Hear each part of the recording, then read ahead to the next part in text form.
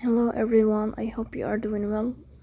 Today we'll talk about how to fix or how to solve the problem of buffering on the application of Threads. We go to settings. Here we click on apps, default apps, app settings. On above you search about Threads and you click here. Then we click on first stop and you click OK. Here you will enter to the window of storage. Then here we click on clear cache. In the end you will turn off your phone and you will wait a moment to restart your phone again to fix that problem.